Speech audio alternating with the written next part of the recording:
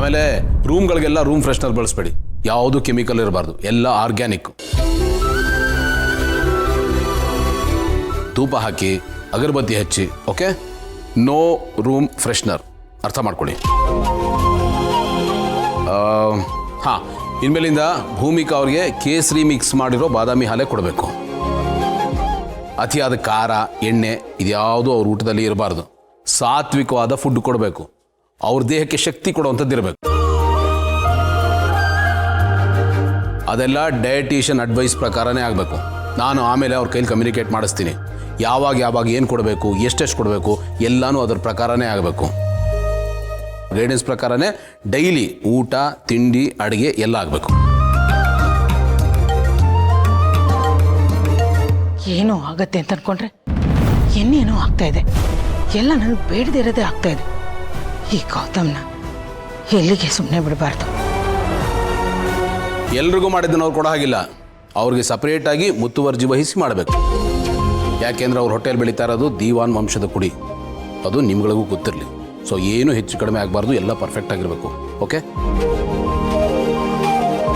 Next ಹಾಂ, ಸದ್ಯಕ್ಕೆ ನಾನು ಹೇಳಿದ್ದನ್ನು ಕರೆಕ್ಟಾಗಿ ಮಾಡಿ. ಏನಾದರೂ ವ್ಯತ್ಯಾಸ ಆದರೆ ನಾನು ಯಾರನ್ನೂ ಸುಮ್ಮನೆ ಬಿಡಲ್ಲ. ಹುಷಾರ್ ನೋಡಿ.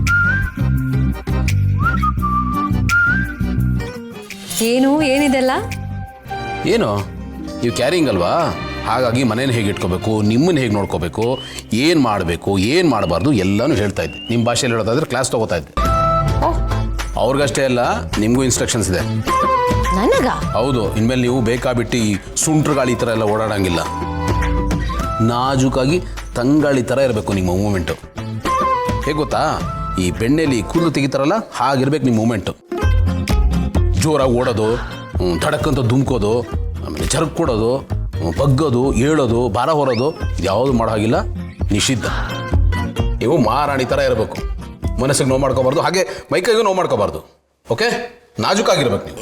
ಇದನ್ನೆಲ್ಲ ಇಷ್ಟೊಂದು ಸ್ಟ್ರಿಕ್ಟ್ ಆಗಿ ಫಾಲೋ ಮಾಡಬೇಕಾ? ಅಫ್ಕೋರ್ಸ್, ಮಕ್ಕಳು ಮಾಡ್ಕೊಳ್ಳೋದ್ರೆ ಸುಮ್ಮನೆನಾ? No, it's a damn serious job. ನಿಮಗೋಸ್ಕರ ಮಗುಗೋಸ್ಕರ ನಾನು ಹೇಳಿದ್ದನ್ನೆಲ್ಲ ನೀವು ಫಾಲೋ ಮಾಡಲೇಬೇಕು. ಅಷ್ಟೇ ತಾನೇ, ಮಾಡ್ತೀನಿ ಬಿಡಿ. ಆಮೇಲೆ ನೀವು ಇನ್ಮೇಲೆ ಮೆಟ್ಲನ್ನ ಯೂಸ್ ಮಾಡಬೇಡಿ. ಅಂದರೆ ಇಳಿಯುವಾಗ ಯೂಸ್ ಮಾಡಿ, ಪರವಾಗಿಲ್ಲ. ಹತ್ತುವಾಗ ಮೆಟ್ಲು ಹತ್ತಬೇಡಿ, ನೀವು ಲಿಫ್ಟ್ ಯೂಸ್ ಮಾಡಿ. ಯಾಕೆಂದರೆ ಮೆಟ್ಲು ಹತ್ತಿದ್ರೆ ಸ್ಟ್ರೈನ್ ಆಗುತ್ತೆ. ಆಯ್ತು. ಇನ್ನೇನಾದರೂ ಇದೆಯಾ ನಿಮ್ಮ ಲಿಸ್ಟಲ್ಲಿ? ಸದ್ಯಕ್ಕಿಷ್ಟೇ. ಇನ್ನೇನಾದರೂ ನೆನಪಾದ್ರೆ ಹೇಳ್ತೀನಿ, ಅದನ್ನು ಫಾಲೋ ಮಾಡಬೇಕಾಗುತ್ತೆ. ಯಾವುದು ಮಿಸ್ ಮಾಡೋಂಗಿಲ್ಲ. ಓಕೆ ಗೌತಮರೇ, ಪ್ರಪಂಚದಲ್ಲಿ ಯಾರಿಗೂ ಮಕ್ಕಳೇ ಆಗಿಲ್ಲ, ನಮಗೆ ಮಾತ್ರ ಫಸ್ಟ್ ಮಗು ಹುಟ್ಟುತ್ತಿದೆ ಅನ್ನೋ ಥರ ಆಡ್ತಿದ್ದೀರಾ ನೀವು. ಹೌದು, ಪ್ರಪಂಚಕ್ಕೆ ಮೊದಲನೇ ಮಗು ಇಲ್ಲದೆ ಇರ್ಬೋದು, ಬಟ್ ನನಗೆ ಇದು ಮೊದಲನೇ ಮಗು. ಸುಮ್ಮನೆ ನಾನು ಹೇಳಿದಷ್ಟು ಮಾಡಿ. ಓಕೆ, ಆಯ್ತು, ಮಾಡ್ತೀನಿ. ಯಾಕೆ ಟೆನ್ಷನ್ ಮಾಡ್ಕೊತೀನಿ? ಬನ್ನಿ.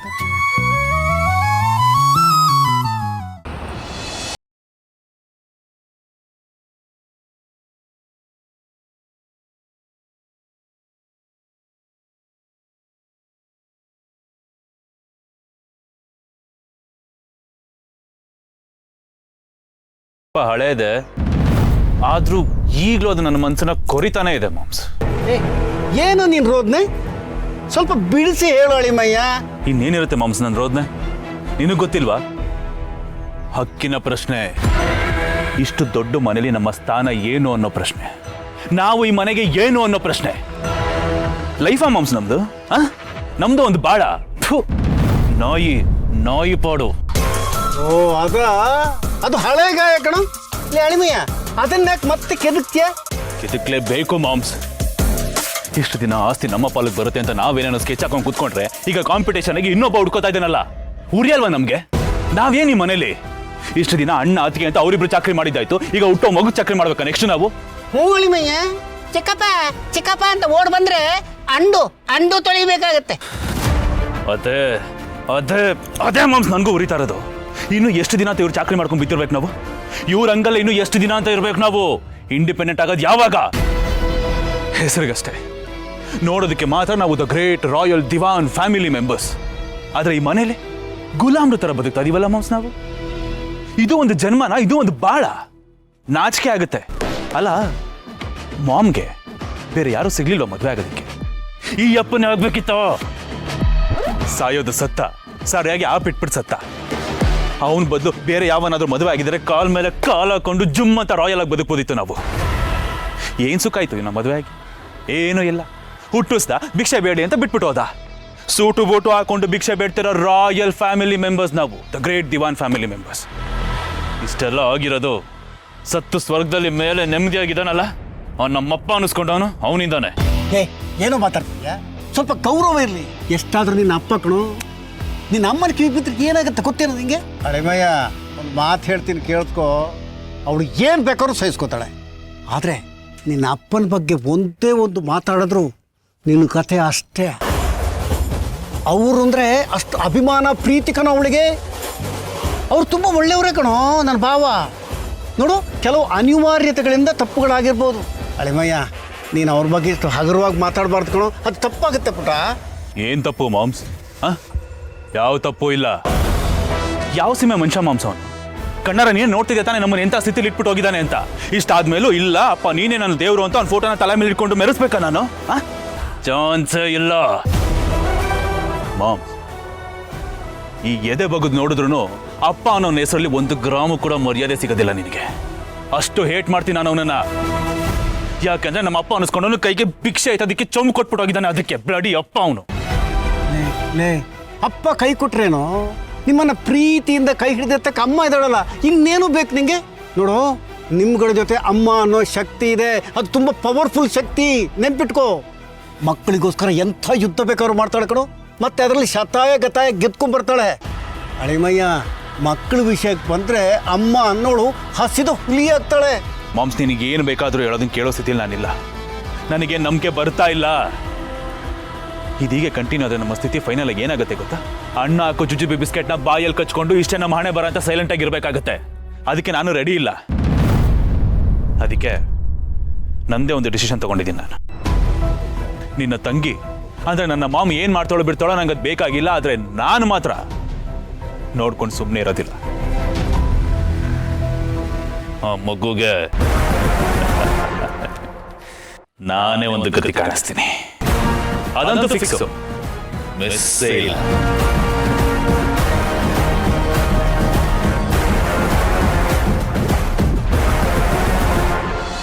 ಸೊ ನಾನು ಹೇಳಿದ್ದಷ್ಟು ಚಾಚು ತಪ್ಪದೆ ಆಗಲೇಬೇಕು. ಅರ್ಥ ಆಯ್ತಾ? ತಗೊಳ್ಳಿ.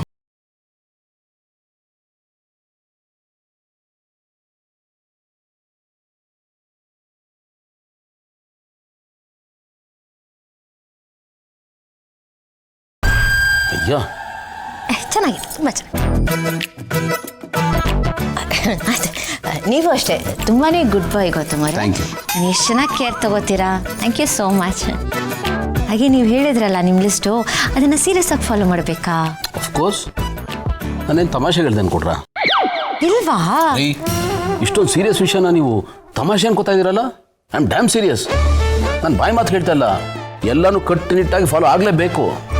ನೀವು ಸೀರಿಯಸ್ ಆಗಿ ಹೇಳ್ತಿದ್ದೀರಾ? ಅಲ್ಲ ಗೌತಮ್ ಅವರೇ, ನೀವು ಕೊಟ್ಟಿದ್ದ ಲಿಸ್ಟು ಇಷ್ಟು ಉದ್ದ ಇದೆ, ಅದನ್ನೆಲ್ಲ ಹೇಗೆ ಫಾಲೋ ಮಾಡೋಕ್ಕಾಗುತ್ತೆ? ಲಿಸ್ಟು ಚಿಕ್ಕದಾಗಿದ್ದರೆ ಅದನ್ನು ಫಾಲೋ ಮಾಡೋಕ್ಕೆ ಟ್ರೈ ಮಾಡ್ಬೋದು ನಾನು.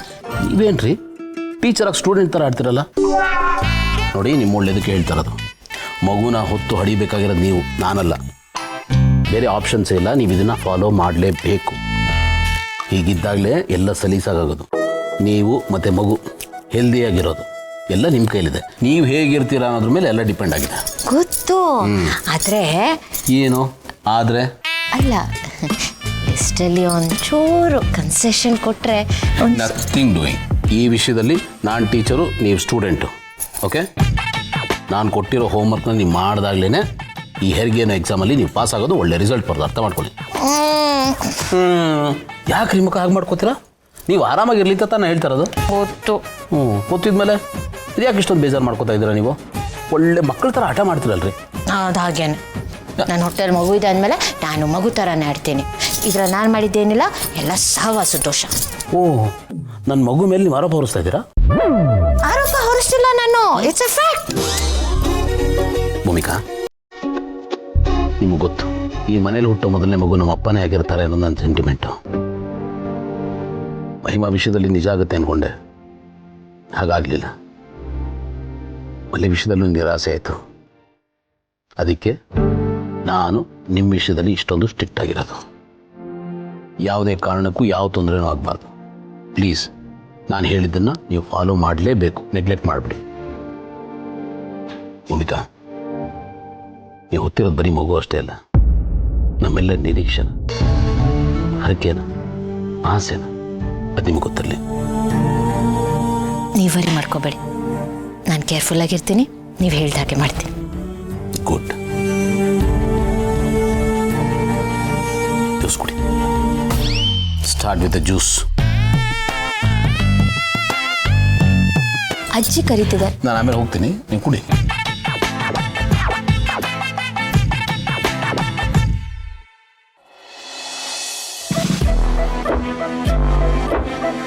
ಸಿಸ್ಟರ್, ಏನು ಸಿಸ್ಟರ್ ಇದು? ಪಾಪ್ಕಾರ್ನ್ ಥರ ಪಟ ಪಟ ಪಟ ಸಿಡಿತಾ ಇದೆಯಲ್ಲ. ತಂಡ ಕೂಲ್ ತಂಡ ಕೂಲ್ ತಂಡ. ಏನ್ ತಂಡಕೊಳ್ಳಿ ನಿನ್ ತಲೆ? ಅಯ್ಯೋ ದೇವ್ರೆ, ಸಮಾಧಾನ ಮಾಡಕ್ ಬಂದ ನನ್ನ ಮೇಲೇನೆ ಸಿಡಿತಾ ಇದೆಯಲ್ಲ ಸಿಸ್ಟರ್. ನನ್ನ ಊರಿ ನನಗೆ ನೀನೇನು ಸಮಾಧಾನ ಮಾಡೋದು? ನೀನೇ ನೋಡ್ದಿಯಲ್ಲ ನೆನ್ನೆ ಏನೇನು ಆಯಿತು ಅಂತ. ಎಲ್ಲ ನಮ್ಮ ಕಂಟ್ರೋಲ್ಗೆ ಬರುತ್ತೆ ಅಂತ ನಾನು ಕನಸು ಕಾಣ್ತಾ ಇದ್ರೆ ಎಲ್ಲ ಹಾಳಾಗೋಯ್ತು. ಕೈಗೆ ಬಂದಿರೋ ತುತ್ತು ಬಾಯಿಗೆ ಬರಲಿಲ್ಲ ಅನ್ನೋ ಥರ ಆಗೋಯ್ತು. ಹೌದು ಸಿಸ್ಟರ್, ಅದನ್ನು ನೆನೆಸ್ಕೊಂಡಾಗೆಲ್ಲ ಸಾಯೋ ಥರ ಸಂಕಟ ಆಗುತ್ತೆ. ಇನ್ನೇನು ಗುರಿ ಮುಟ್ಟಿದ್ವಿ ಅಂದ್ಕೊಳ್ಳುವಾಗಲೇ ಎಲ್ಲ ಉಲ್ಟಾ ಪಲ್ಟ ಆಗೋಯ್ತಲ್ಲ. ಅದು ನಮ್ಮ ಪಾಲಿಗೆ ಬರೀ ಸೋಲಷ್ಟೇ ಅಲ್ಲ, ನಮಗಾಗಿರೋ ಅವಮಾನ ಸಿಸ್ಟರ್. ಅದು ಹೇಗೆ ಬರೆಯೋದು ಸಿಸ್ಟರ್? ಅದು ಮಗಳ ಮುಳ್ಳು ಥರ ನಮ್ಮನ್ನು ಚುಚ್ಚುತ್ತಾನೇ ಇರುತ್ತೆ. ಸಾಲದು ಅಂತ ನಮ್ಮ ಮುಂದೆನೆ ಖುಷಿ ಹಾಕಿದ್ದಾರೆ, ಮಕ್ಕಳ ಬಗ್ಗೆ ಕನಸು ಕಾಣ್ತಾ ಇದ್ದಾರೆ. ಗೌತಮ್ ಅಂತೂ ಈ ಲೋಕದಲ್ಲೇ ಇಲ್ಲ. ಮಗು ಆಗದ ಮುಂಚೆನೆ ಎಷ್ಟೊಂದು ಸೆಲೆಬ್ರೇಟ್ ಮಾಡ್ತಿದ್ದಾನೆ. ಇನ್ನು ಮಗು ಆದಮೇಲೆ ಹೇಗೆ ಸೆಲೆಬ್ರೇಟ್ ಮಾಡ್ಬೋದಣ್ಣ? ಹಬ್ಬ ಮಾಡ್ಬಿಡ್ತಾನೆ ಸಿಸ್ಟರ್.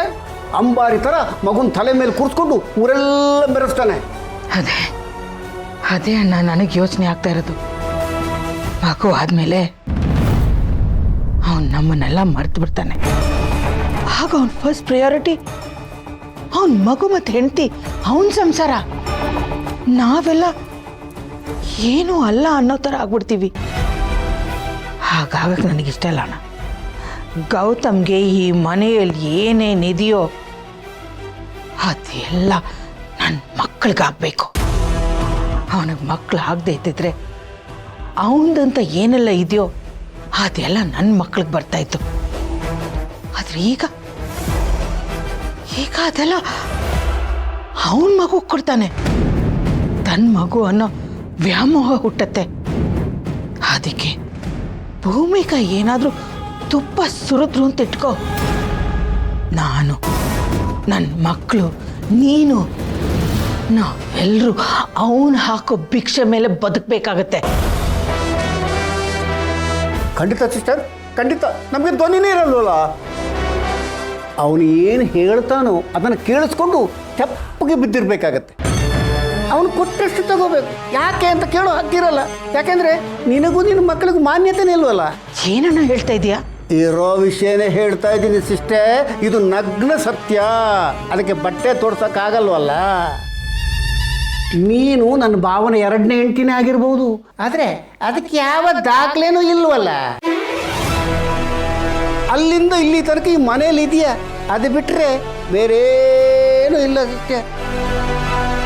ಏನೋ ಗೌತಮ್ಗೆ ಸ್ವಲ್ಪ ಸೆಂಟಿಮೆಂಟ್ ಇದೆ, ಬಚಾವ್. ಬೇರೆ ಯಾರಾದರೂ ಆಗಿದ್ರೆ ಕತ್ತಿಡ್ದು ಆ ಕಡೆ ತಳ್ಳಿರೋರು. ಎಲ್ಲಿ ನನ್ನ ಆಸ್ತಿಗೆ ಕಾಂಪಿಟೇಷನ್ ಶುರುವಾಗ್ಬಿಡುತ್ತೋ ಅಂತ. ಅದಕ್ಕೆ ಅವನಿಗೆ ಮಕ್ಕಳಾದರೆ ಈ ಭೂಮಿಕಂದು, ಇಲ್ಲ ಅವ್ರ ಮನೆಯದು, ಇಲ್ಲ ಮುದುಕಿ ಪಿಂಡೇಶ್ವರಿದು ಕುಂಭಕ್ಕೆ ಸೇರಿಕೊಂಡ್ರೆ ಆಗ ಸಮಸ್ಯೆ ಆಗ್ಬೋದು ಸಿಸ್ಟರ್. ನಮ್ಮ ಬುಡ ಅಲ್ಲಾಡೋದು ಪಕ್ಕ. ಸಿಸ್ಟರ್, ನೀನು ಇದಕ್ಕೆ ಅವಕಾಶ ಮಾಡಿಕೊಡಬಾರ್ದು. ಇದು ನಮ್ಮ ಅಳಿಯುಳಿವಿನ ಪ್ರಶ್ನೆ.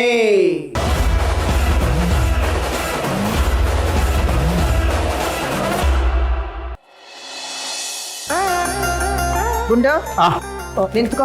ಏನಜ್ಜಿ? ಯಾವ ಕಡೆಗೆ ಹೋಗ್ತಿದ್ಯಾ? ಆಫೀಸ್ಗೆ. ಸಾಕು ಸುಮ್ಮನಿರೋ. ಕಂಡಿದ್ದೀನಿ. ನಿನ್ನ ಆಫೀಸ್ ಎಲ್ಲೂ ಓಡೋಗಲ್ಲ, ಅದು ಇದ್ದಲ್ಲೇ ಇರುತ್ತೆ. ನಾನು ಹೇಳೋದನ್ನ ಸ್ವಲ್ಪ ಸಮಾಧಾನವಾಗಿ ಕೇಳಿಸ್ಕೊ. ಹೇಳಿ. ಅಲ್ಲ ಕಣ, ನೀನು ನಿಮ್ಮ ತಾತನ ಥರನೇ ಆಡ್ತಿದ್ಯಲ್ಲೋ. ಮೊದಲು ಆ ಬುದ್ಧಿನ ಬಿಡು. ಆ ಬುದ್ಧಿನ? ಯಾಕಜ್ಜಿ ಏನೇನೋ ಮಾತಾಡ್ತಾ ಇದ್ದಾರೆ? ಏನಾಯ್ತು? ಅಲ್ಲ ಕಣೋ, ನೀನಾದ್ರೆ ನಿನ್ನ ಹೆಂಡತಿಗೆ ಹಾಗಿರು ಹೀಗಿರು ಅಂತ ಉಪದೇಶ ಕೊಟ್ಟೆ. ಆದ್ರೆ ಇಂಥ ಸಮಯದಲ್ಲಿ ಗಂಡನಾದವನು ಹೇಗಿರ್ಬೇಕು ಅನ್ನೋದು ನಿನಗೆ ಗೊತ್ತಿಲ್ವಲ್ಲ. ಮಗು ಹೆರವಳು ಅವಳೇ ಆಗಿರ್ಬಹುದು, ಆದ್ರೆ ಆ ಮಗು ನಿಮ್ಮಿಬ್ಬರಿಗೂ ಸೇರಿದ್ದು. ಅವಳು ಮಗುನ ಹೊತ್ಕೊಂಡಿರ್ಬಹುದು, ಆದ್ರೆ ನೀನು ಮಗುನ ನಿನ್ನ ಹೆಂಡತಿನ ಇಬ್ಬರನ್ನು ಹೃದಯದಲ್ಲಿ ಹೊತ್ಕೊಂಡಿರ್ಬೇಕು. ಸದಾಕಾಲ ನೀನು ಅವ್ರ ಬಗ್ಗೆನೇ ಯೋಚನೆ ಮಾಡಬೇಕು. ಆ ತಾಯಿ ಮಗನ್ಗೆ ನೀನು ಅದೇನೋ ಬಾಡಿಗಾರ್ಡ್ ಅಂತಾರಲ್ಲ ಹಾಕಿರ್ಬೇಕು. ಏನು ಹ್ಞೂ ಅಂತೀನಿ? ನಾನೇನು ಪುರಾಣ ಹೇಳ್ತಾ ಇದ್ದೀರಾ? ನಾ ಹೇಳಿದ್ದೆಲ್ಲ ತಲೆಗೆ ಹೋಯ್ತು ತಾನೆ? ಹಾ ಅಜ್ಜಿ. ನೋಡು, ರಾಮನಿಗೆ ಹನುಮಂತ ಬಂಟ ಆಗಿರ್ತಾನಲ್ಲ, ಹಾಗೆ ಹೆಂಡತಿಗೆ ಬಂಟ ಗಂಡನೇ ಆಗಿರ್ತಾನೆ ಕಣೋ. ಅದರಲ್ಲೂ ಇಂಥ ಸಮಯದಲ್ಲಂತೂ ಪ್ರತಿಯೊಬ್ಬ ಹೆಣ್ಣು ತನ್ನ ಜೊತೆಗಾರ ಯಾವಾಗಲೂ ತನ್ನ ಜೊತೆನಲ್ಲೇ ಇರಬೇಕು, ನನ್ನ ಸುತ್ತುತ್ತಾ ಇರಬೇಕು ಅಂತ ಆಸೆ ಪಡ್ತಾಳೆ ಕಣೋ. ನನ್ನ ಹೇಳಿ ಕೇಳಿ ಮಾಡಲಿ, ಕಾಳಜಿ ತೋರಿಸ್ಲಿ, ಆರೈಕೆ ಮಾಡಲಿ ಅಂತ ಬಯಸ್ತಿರ್ತಾಳೆ ಕಣೋ. ಯಾರು ಏನೇ ಕೊಡಲಿ, ಆದರೆ ತನ್ನ ಗಂಡನ ಪ್ರೀತಿ ಮುಂದೆ ಯಾವುದು ಲೆಕ್ಕಕ್ಕಿರಲ್ಲ ಕಣೋ ಅವ್ರಿಗೆ. ಒಂದು ಹಿಡಿ ಗಂಡನ ಪ್ರೀತಿಗೋಸ್ಕರ ಹಾತೊರಿತಾ ಇರ್ತಾರೆ. ಅದನ್ನು ಅವಳು ಎಲ್ಲ ಸಮಯದಲ್ಲೂ ಹೇಳಿಕೊಳ್ಳಲ್ಲ ಕಣೋ. ಗಂಡನ್ನ ಕಟ್ಟಾಕ್ದಾಗ ಆಗ್ಬಿಡ್ತೇನೋ ಅಂತ. ಅದನ್ನ ಗಂಡ ಆದವನು ಅರ್ಥ ಮಾಡ್ಕೋಬೇಕು, ಅವಳು ಬೈಕೆ ಈಡೇರಿಸ್ಬೇಕು, ಆಗಲೇ ಒಳ್ಳೆ ಗಂಡ ಅನ್ನಿಸ್ಕೊಳ್ಳೋದು. ಅಜ್ಜಿ ನನಗೆ ಅರ್ಥ ಆಯಿತು. ನನಗೂ ಅವ್ರ ಜೊತೆಗೆ ಇರಬೇಕು, ಅವ್ರನ್ನ ಕೇರ್ ಮಾಡಬೇಕು, ಅವ್ರನ್ನ ಚೆನ್ನಾಗಿ ನೋಡ್ಕೋಬೇಕು ಅಂತೆಲ್ಲ ಆಸೆ ಇದೆ. ಬಟ್ ನಾನು ಏನು ಮಾಡಲಿ, ಆಫೀಸ್ ಇದೆಯಲ್ಲ, ನಾನು ಅದನ್ನು ಬಿಡ್ತೀನಿ ಅಂದ್ರು ಆಫೀಸ್ ನನ್ನನ್ನು ಬಿಡಲ್ವಲ್ಲ, ಅದು ಡ್ಯೂಟಿನೇ, ಆ ಕೆಲಸನೂ ಮಾಡಬೇಕಲ್ಲ. ಸರಿ, ಆಫೀಸ್ಗೆ ಹೋಗು, ಆದರೆ ಅಪರಾತ್ರಿ ತನಕ ಅಲ್ಲೇ ಉಳ್ಕೋಬೇಡ. ಸಂಜೆ ಆಗ್ತಿದ್ದಂಗೆ ಬೇಗ ಬಂದ್ಬಿಡ್ಬೇಕು, ಗೊತ್ತಾಯ್ತಾ? ಅಜ್ಜಿ, ನನಗೂ ತಲೆಯಲ್ಲಿ ಅದಿದೆ. ನೀವು ಹೇಳದೇ ಇದ್ರು ನಾನು ಆದಷ್ಟು ಬೇಗ ಬರ್ತೀನಿ. ಇವತ್ತು ಒಂದು ಇಂಪಾರ್ಟೆಂಟ್ ಕೆಲಸ ಇದೆ, ಮುಗಿಸ್ಕೊಂಡು ಬಂದ್ಬಿಡ್ತೀನಿ. ಡೋಂಟ್ ವರಿ, ನನ್ನ ಕೈಲಿ ಎಷ್ಟು ಸಾಧ್ಯ ಆಗುತ್ತೋ ಅಷ್ಟು ಟೈಮ ಭೂಮಿಕಾ ಅವ್ರು ಕೊಡ್ತೀನಿ. ಓಕೆನಾ? ಆಯ್ತು ಚಿನ್ನು, ನನ್ನ ಗುಡ್ಡು ಬಂಗಾರ. ಈಗ ನಾ ಹೊರಡ್ಲಾ? ಹೊರಟ್ ಬಾ, ದೇವ್ರು ಒಳ್ಳೇದು ಮಾಡಲಿ. ಬಾಯ್ ಅಜ್ಜಿ.